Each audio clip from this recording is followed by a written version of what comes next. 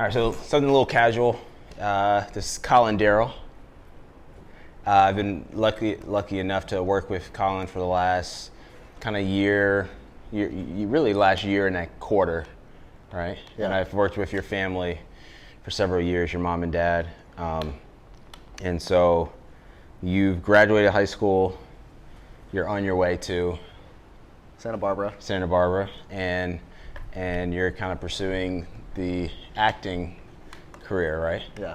All right, cool. So let's chat. You had some questions I wanted to hear, and we'll have a good conversation.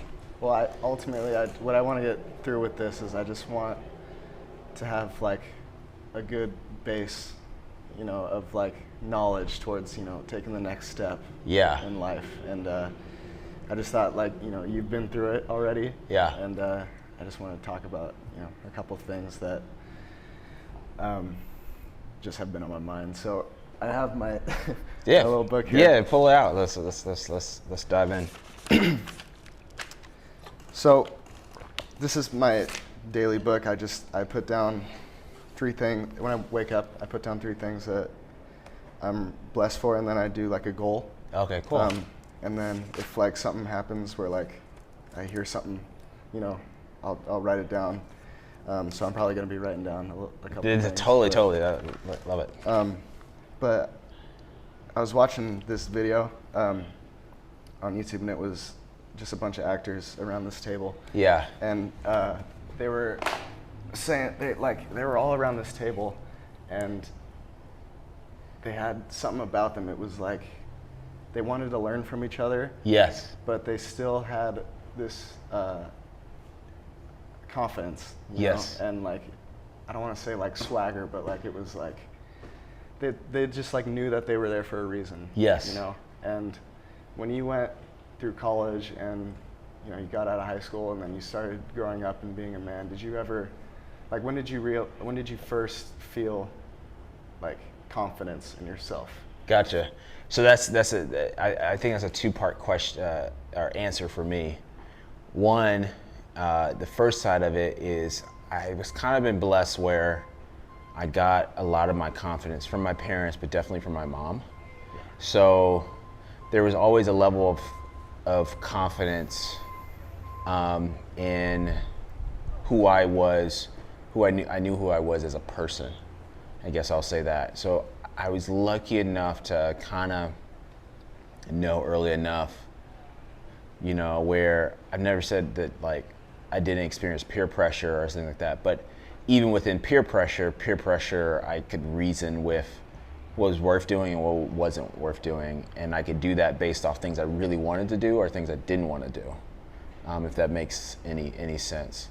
But when it came to the career side, that's a different statement of like, when do you get to the point where it all kind of comes together? Your confidence as a person matches your confidence as what you do for a living, and that part of it,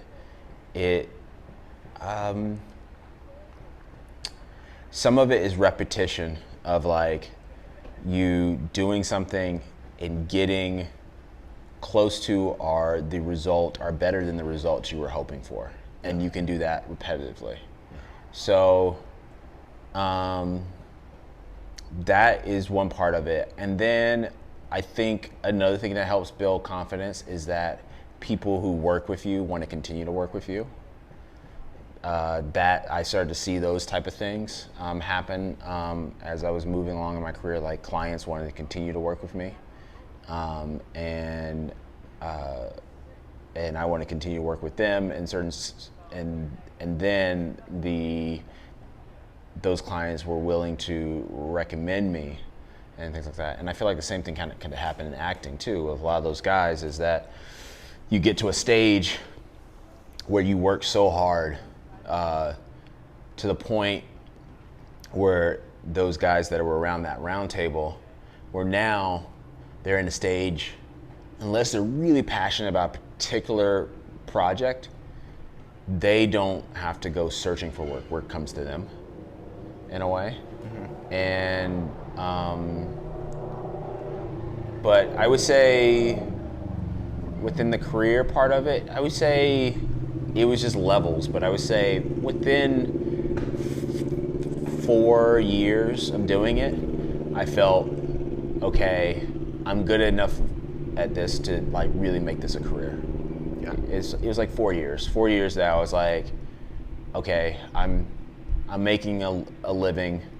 I'm making, if I compare my, I don't like to do this a lot, but if I compare myself to my friends who are in different industries and everything, what are they doing? What am I doing? And I'm at a level that's comparable or above, or like least respectable. I know at this age, at the age of 24, 25, I'm able to do these basic things that I wanted to be able to do, and still have the passion for the job that I was going to. Yeah. Yeah. I mean, I've noticed that like as I've grown older, Yeah. like there's a level of confidence that comes from being yourself. Yes. And it's honestly like hard to do. Yes. Being yourself around other people, because especially in like a society today with like media, you know? Yes. You like want to go out and you want to like almost assimilate to what media standards are. Exactly. Know? And you like put on a mask when you Yes. go out, you know? Yes. And when I realized that, I was like, why don't I just, try to be me? Like as hard as it is, it sounds weird, but it's true. Like in high school, I went through this like phase where I was like, I thought I had like two faces, you know? Yes. With my like this face with my friends. You Yeah. know? I'd meet someone, my voice would be higher. Yes. Like, hey, how you doing? Yeah. You know? And then I'd come home and I'm just myself. Yes. When you go out and you really try to be yourself, that's when I think like you get happier and more good things. You attract more good things. Yes. You know, and you notice those types of things. So I was just wondering, like, did you find like, have you always been like your true self, or like did you start? That's a very profound question, and I think, I think being yourself is different than letting your principles go by the wayside. And so what I mean by that is, if I see a kid who's 3, I'm gonna talk to them differently than if I talk to somebody who's 80. Right. And that's not, I'm still being myself, so like kind of using your voice type of thing. It's so making somebody, for me, I want people to feel welcomed in my presence. I don't want, most of the time, and there's sometimes that, certain energy, you have to be a little bit more stern in your energy, but generally, especially from a career setting, I want people to feel welcome, because what that allows them to do, it allows them to get comfortable, and then we can really get to the substance of what we're trying to get to. So that's me still being me. I know I'm not going to compromise certain things. So like I think an example of that is, I am a black person in an area that is not a lot of black people. And so there is situations where I'm the only black person in the room, or often the only African American that a white person or somebody else might see like on a regular basis. They might have friends and stuff like that, but on a regular basis, especially when I'm dealing with clients where I often will see them 2 to 3 to 4 times a week. And even within the situations that have happened with the George Floyd stuff and things like that, there are certain times where I'm educating them and I'm not compromising. I'm like, this is my viewpoint. Like there's certain things that I don't have so strong on a viewpoint, and if they have a viewpoint and I don't have so strong on a viewpoint, I kind of listen, and I don't have too much information or like a leg to stand on when it comes to some viewpoints, but certain viewpoints I do. And when those come to it, even though there's a relationship where this person is giving me money for a service, I still have I still have to kind of voice, Yeah, there's an other side. I know your side because I've been lucky enough to know this person's family, get to know them. I know them, some of their fears, some of their goals. I know some of their aspirations. And I think sometimes I don't want to compromise myself by just going along with it. Every once in a while, I do push back. When I feel like my goal is also to help educate and get people from one place to the other. And sometimes that's just not just physical, that's also mental, and that's also educational. And so I often use moments to teach when I feel like to teach, and a lot of times my clients are teaching me. I mean, like, I learn so much from listening to clients of all ages, their experiences, things I haven't heard of, viewpoints I haven't heard of, and it's not necessarily they're wrong or right, they're different viewpoints. And then when I feel like I can help elevate their viewpoint is when I'll speak up, because I feel like I would compromise myself if I didn't on certain points. Yeah. Yeah. I mean, like I honestly haven't been through any like rough points in my life. Yeah. You know? Yeah. I'm 19, but I also feel like I've been very fortunate to, you know, live in the environment that I've lived in, and, you know, just be as fortunate as I've been. And I feel like... And let me say one thing when you say that. I think sometimes, too, people, that's a blessing, and a lot of people have that blessing. I had great parents, and I had a blessing to be able to have two parents that put me in situations where I could get a good education. And I think a lot of people apologize for the privilege that they've had. I don't think that's the right thing. Don't ever apologize for you having great parents and them putting you in a situation. I think there's don't apologize, but also have the awareness that you did have that opportunity. Yeah, right. And I think I think it's a subtle different mindset. Is just have the awareness that you have it, and that you're not going to take it for granted, and then you're going to use it to help yourself, but also help others when you have the opportunities. Right. Like I was going to say, like, I realize that I have all that. Yeah. But, like, you know, that's not going to stop me from trying to pursue, because, like, you know, we're all here for the same reason. Like, we're all just living on this big old rock, you know, Yeah. trying to figure it out. But it's kind of cool to hear, you know, where other people come from and like just their different stories and stuff. And I like, my big thing is that I want to like spread, like, as cheesy as it sounds, just happiness to everybody. Yeah. And it's something that I'm trying to figure out how to do, but I don't obviously I don't think I'm there yet, but Yeah. I want to get there. Yeah, totally. And I just want to make sure I'm taking the right steps to doing that. And, Yeah. that's why, like, you know, going into college and like taking that next step in life, it's like it's kind of scary. Yeah. But I'm also like excited, and I just want to make sure I'm doing the right thing, you know. Yeah. No, I think that's like, it's totally. I think that's really cool. I mean, I this pressure that you had, I've had this pressure several times, but I would say that the most I've had it was about 3-4 years ago, as I was creating this, because Calistico Fit is because I saw an opportunity and a need to really uplift people and help them become their best self. And for me, my skill just happened to be within the area of fitness to use that. But I recognized that it was I'm somewhat spiritual when it comes to God, so I recognized that it was a gift from God for me to do what I'm doing, and I just didn't want to waste it. Yeah. And so there was a level of, it wasn't like strong anxiety, but it was like, it's the Peter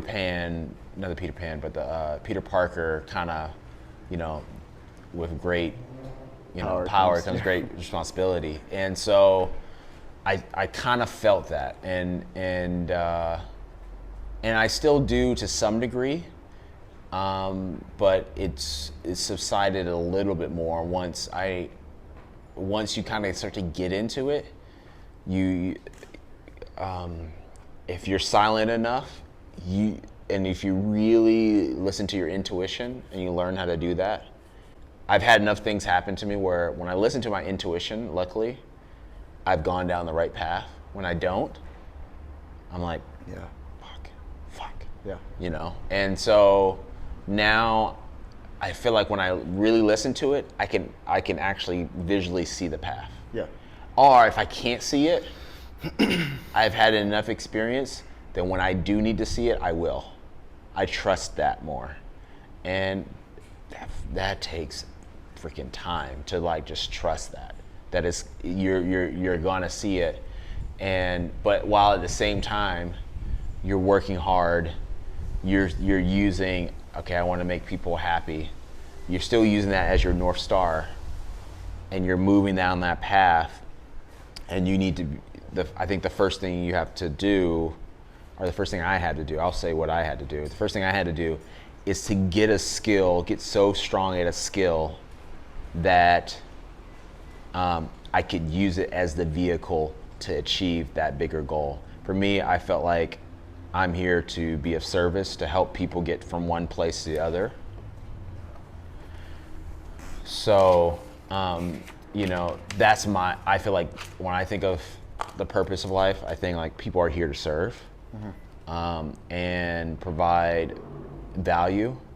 And so, within that piece, that's kind of my North Star. And I just said, in order to really do that, I have to develop a skill and become really good at it.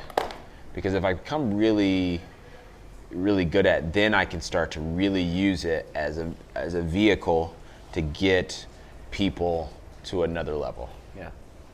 I've always felt that, like, that like just that gut feeling, it's like that faith, whether it's God or the universe or just whatever, there's something.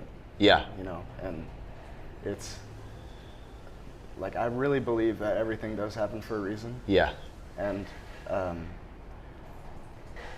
no matter how bad or good things might be, like, it's crazy, because I feel like when you do enough good, not enough, but when you do good, you will see that return. Yes.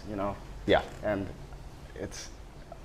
you can notice that through meditation. Like, I try to meditate every morning, and when you meditate, it's like, it's not just to make yourself calm. It's like, it's to get more in touch with yourself. Yeah. And like actually know yourself. And I feel like when you meditate, you notice things more. Like you notice that you're here for a reason. Yeah. And I have no idea why I'm here.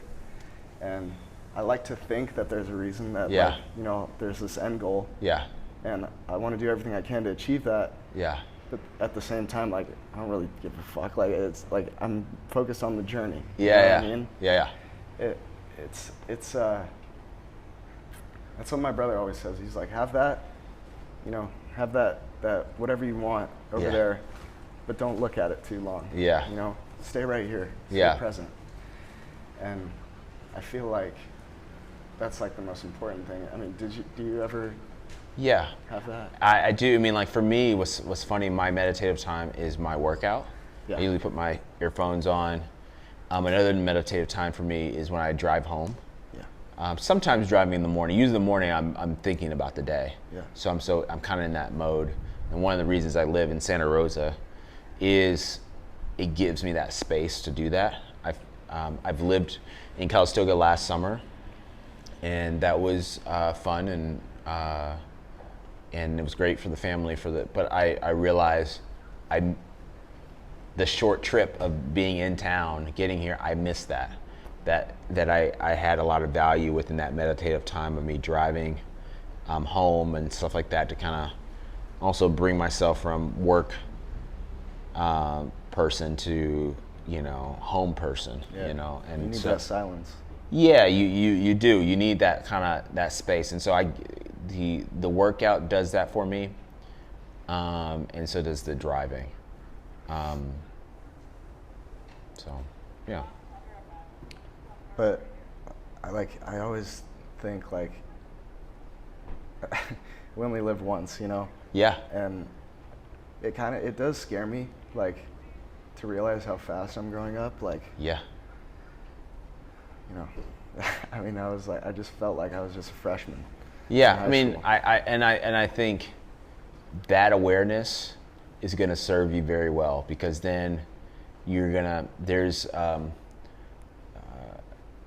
I've heard several people say this. Jackie says this too, because when they do firefighter training, go slow to go fast. So, and what I mean by that is that you have an awareness that life is special, and that you really only get a certain amount of opportunities to really go at it, and so you need to put the work in right away to what you want to do, but understand that the process in the moment might feel slow, but when you look back, it's actually fast. Yeah. And if you just come in day by day and you're doing the things that you do with your notebook, you're putting a plan together of actual practice time. I think something that would help is schedule out this skill portion and the things that you want to do. Schedule out that you want to have. I feel like having some of your life scheduled and some of your life unscheduled, and knowing where the balance is of that is very important. And so being okay with something that so Thomas Brown, who's a winemaker, Yeah. and we talked when I first was leaving Slodge and was starting my own thing, and he said to me something that I felt was interesting, where he was like, when he started to go on his own and he was starting his own company as a winemaker, and he only had like one client at the time, and before that he was working for a winery where he had like a normal 9 to 5 working for them. And then now when he started consulting and when he's winemaking and he's his own business, there was times where he legitimately only had 3 hours of work that day. And he's a hard worker, and I'm a hard worker. I'm used to putting in hours. Like, I work 6 days a week. I probably work in excess of 50 to 60 hours, a week. So I'm a hard worker, but there is going to be times in the beginning when you're creating something that you have this weird space where you really don't have anything to do. And you have to be okay with it. And use that space to relax, to recharge, to do your meditation. I think meditation is probably the wrong thing, because I think that's something you should be continuing to do but you can use that space to be a little lazy, to do something new, but have your structure within your goal. If your lesson plan for that day requires only 3 hours of work, you do 3 hours. If it requires 10 hours of work, you do the 10 hours, and be comfortable with either situation. I got to put in 10 hours, I got to put in 3 hours. And if you have that scheduled out, you will learn to become more comfortable with that, and you will start to value what time is, and understand that as you go out there and you rehearse, don't use it as, you might want to use it as a beginning as, this is the practice that I need. You need to get good at rehearsing. You need to get good at the initial part of booking the rehearsal. Like, there's a skill with that. I've even had to teach my trainers. There's a skill in just writing an email and a reply that's subtle, that leads the person to, is slightly a negotiation tactic. It's slightly a way of leading them to a position where you waste less time. without forcing it. It's a subtle thing, and that takes a skill. And there's a skill probably of you booking the rehearsal, finding out what things are available that you could actually go for. There's a skill of actually doing the rehearsal, and there's a skill of actually acting. There's a skill of communicating with the director or other people who are more experienced than you and asking them, what are you seeing when you do this? I think you're kind of doing that right now. I mean, like, it's a skill to be able to ask. There's probably other people who want to know what you're asking, but they don't have the skill or the whatever to kind of, the courage to kind of come forward and say, this is what I'm thinking. I want to get your opinion on certain things so that I can help round out my point of view. Well, I think asking questions is like the secret to success. Yeah. Like, yeah. You gotta ask, like, because you don't know everything. Yeah. So that's what I'm doing now. Like, I have no idea what I'm getting myself into. Like, yeah. in college and just the whole atmosphere I'm going to be around, being on my own, time management. Yeah. Like you were saying. The funny thing within that, like you not knowing, that's in the weird way some of the beauty. I think what I've learned is that you can know too much. Yeah. There's a little bit of discovery that you have to have, because you wouldn't sometimes be willing to open certain doors if you knew the answer was behind that door. Yeah. You know, and sometimes you learn little skills within that by doing that. Like, so if I knew what I know, if I knew that when I was 23 or 22, would I have moved out to California? I don't know. Or would I have done certain things I did? I don't know. I mean, like, would I have gone to Solage? Probably not, because then I would have had the skills and I would start my thing. But there's certain things that gave me that I needed to happen in that stage of life. And so being a little naive and learning in the moment is some of that. That's why it's the journey, you know. What's the most valuable thing that you've learned through that space you were talking about, like where you just don't really have, you know, you're not working, you know, and you try to find something? You know, I think the thing you learn the most when you have that type of space is your lens opens 20-fold. Yeah. And so when you're working like so many hours and you're in the operation, you don't have the space. Like if you're doing something operationally, so like if you're working the front desk, or if I'm personal training, I'm in that moment.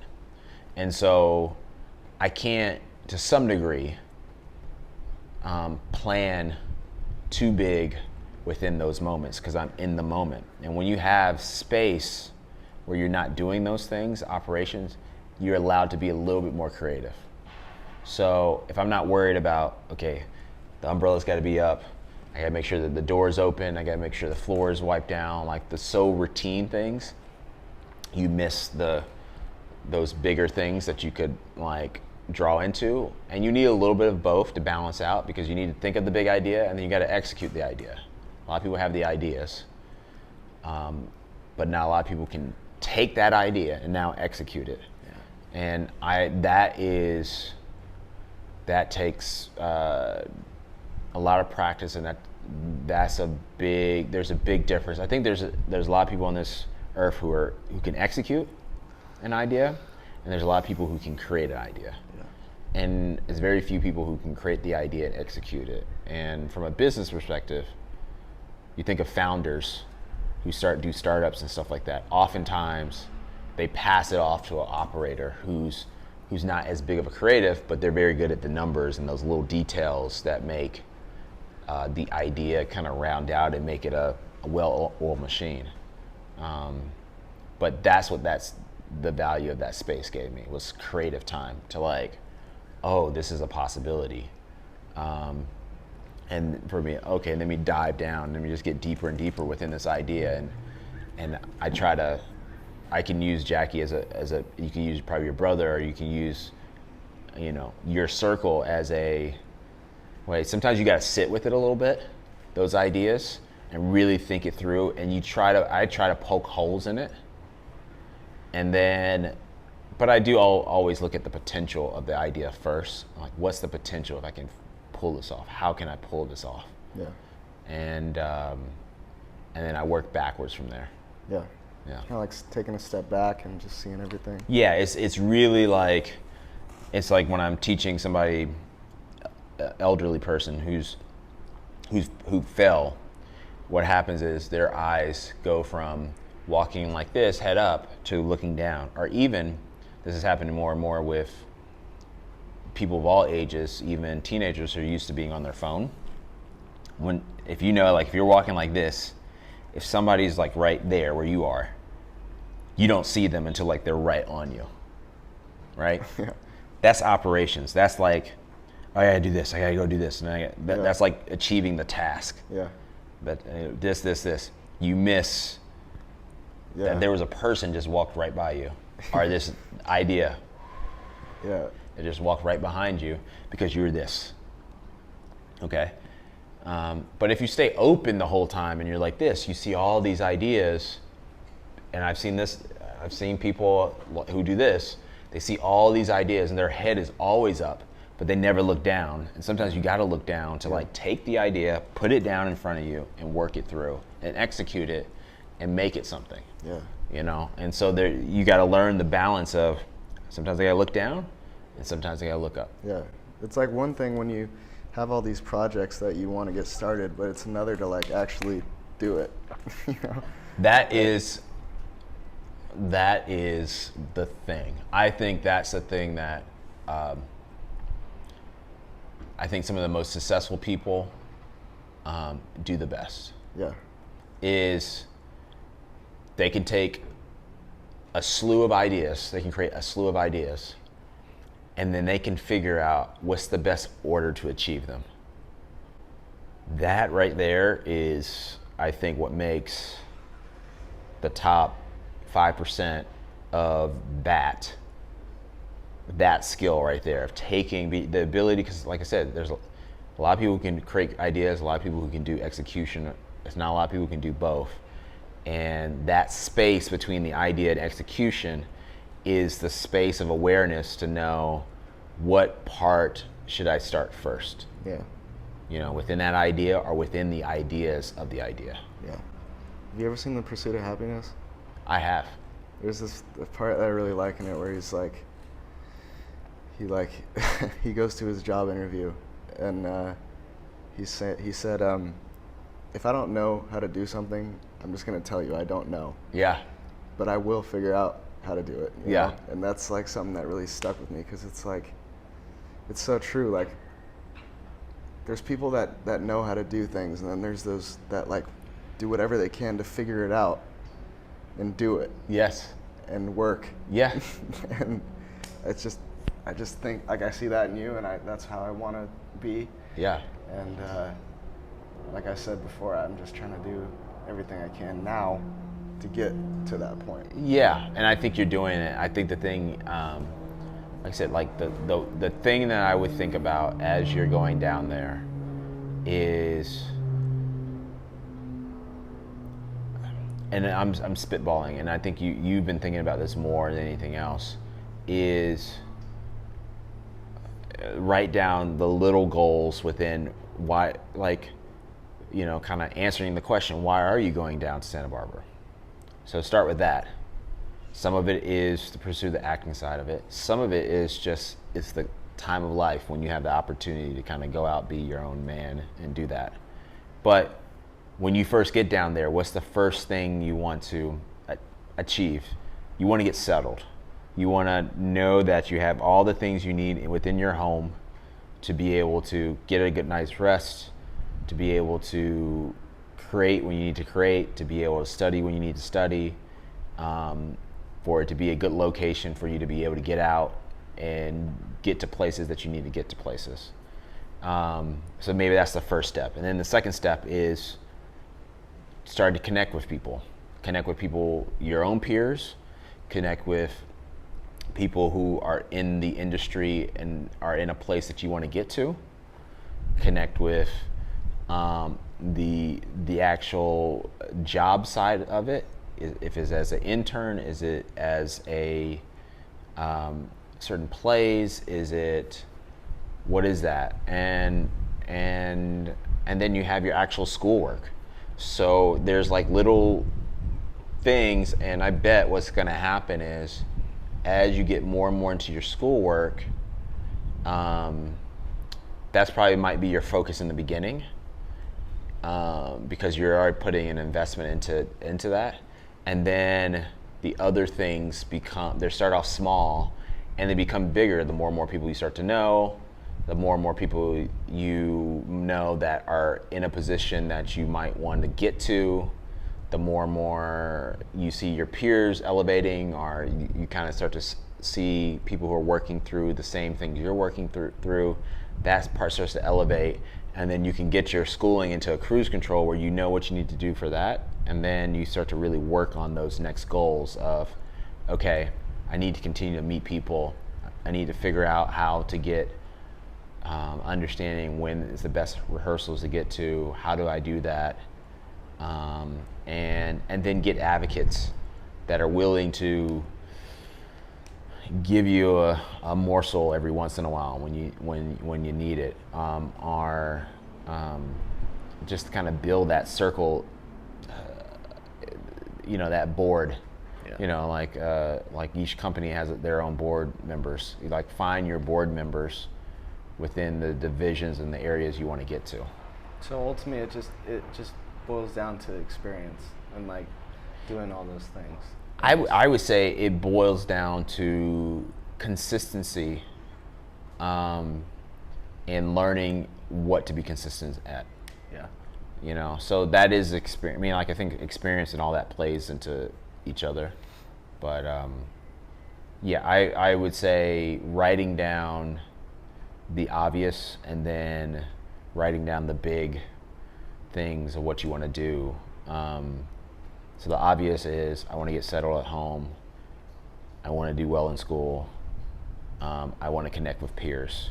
That's probably the obvious. The probably unobvious is connecting with, who do I connect with in the industry? Because, you can totally connect with the wrong person, yeah, and that could lead you down a total rabbit hole. So how do you filter and connect with the people that you feel like, you might not connect with all of them, but at least they have some integrity to them, that when you connect with them, you feel like if they're telling you something, you don't take, you should always be skeptical, but they're worth listening to, because they're going to give you some nuggets, even if it's a different viewpoint, and even if you don't completely agree with that viewpoint will give you a edge as you're making your next moves. Was there ever a point where you like felt alone, just like being out there on your own, like in terms of like, like say you're like in like not like danger, but like you just felt scared, or like yeah, you couldn't get out of something. Yeah, totally. I mean, like homesick, like stuff like that. Yeah. I mean, I yes, and I think, yes, it definitely happens more when you've achieved something.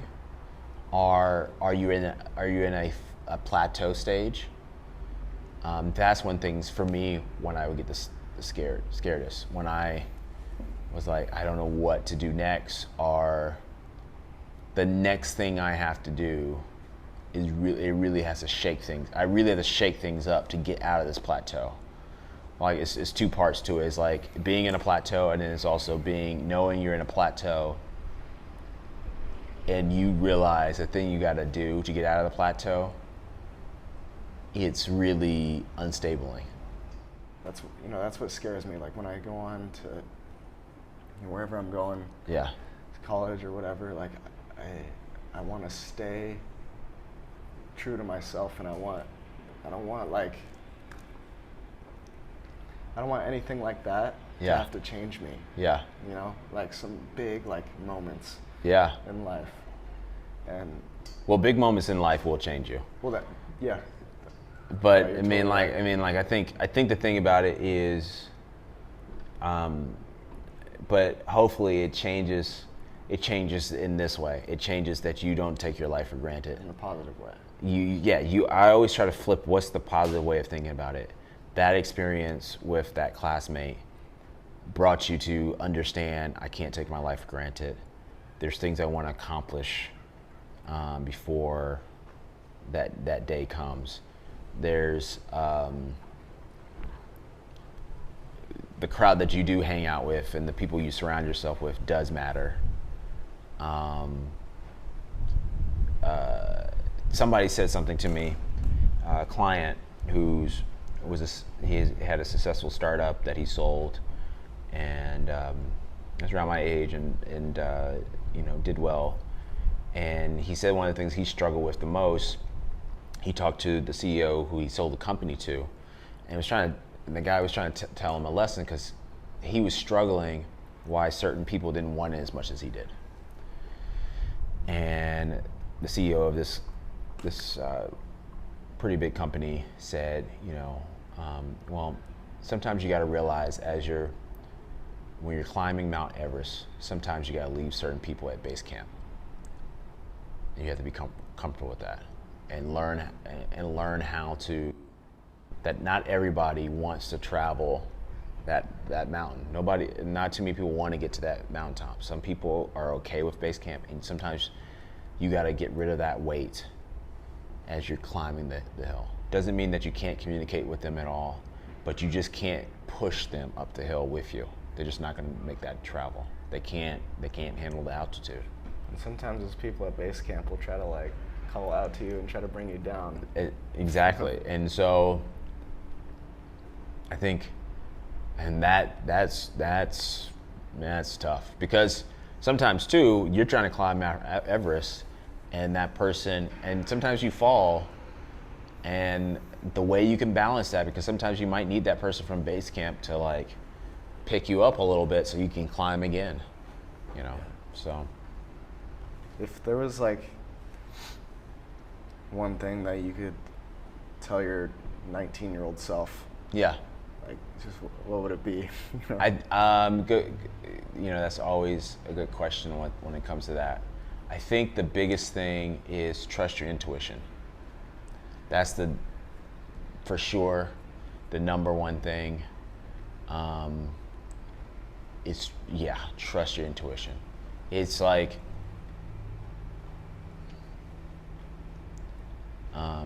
because you start to trust it. The times I've regretted things is when I didn't trust it. I would say I can't think of a time that I trusted my intuition and I regretted it.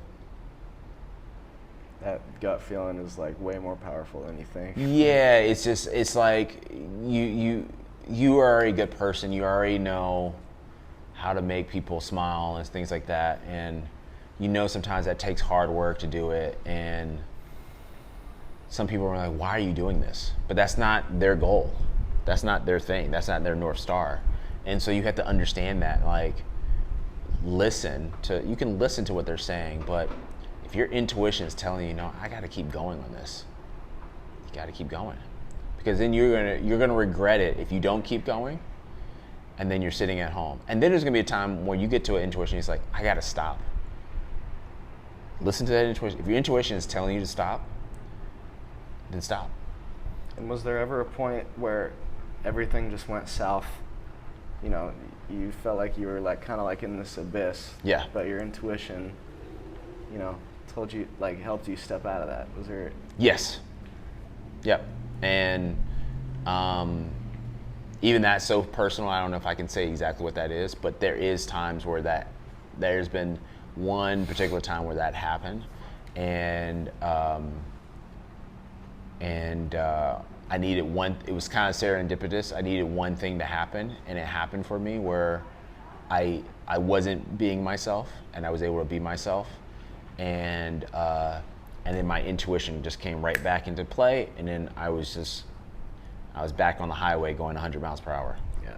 You know, and so there is those points that you get into a funk, and then you realize, oh crap, I'm in this funk. How do I get myself out? As soon as you do, the intuition opens back up, and you realize, I think the thing about it is you realize that being yourself is the most important, and it's worth even whatever slack you're gonna get, you're gonna still feel more comfortable with yourself if you be yourself.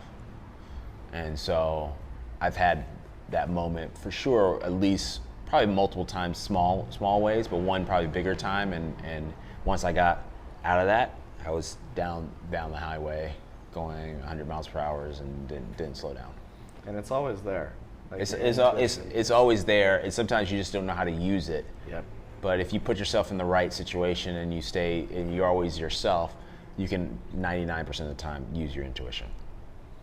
Yeah. And like using your intuition and just trying to do everything right and being yourself and staying present. Have you noticed like positive things attract in your life, like just Totally. randomly? Totally. I mean, like yes. I mean, like I can't even say examples because that happens so many times. Yeah, totally. I mean, like I think it will attract people. You do it so much, and you have an opportunity to do this. You do it so much that it just oozes out of you. People can't help but see that as a light. So, Yeah. do you have any other questions? I'm gonna have to get ready for Doing good. Yeah. Okay. All right. Cool. Well, like I said, I wrote you a message, and I really believe that, and I think your thoughtfulness. I say trust your intuition. It's already there. I think the thing you got to get is just the skill. You just got to become the skill of a better actor. Focus on that over the next 3-4 years. And your thoughtfulness and your intuition is already equipped. It's already there. So trust that tool. Learn if you can do anything, trust to learn the tool of intuition that you already have it, and focus on getting the tools that you don't have, and that's being a better actor. If you do that, I'm telling you, it's Good things are gonna happen. Yeah. Well, thank you. No problem. Cool. All right, sir. Can I give you a hug? Yeah. Thank Cool. you. No problem. That's awesome. It means a lot to me, man. No problem.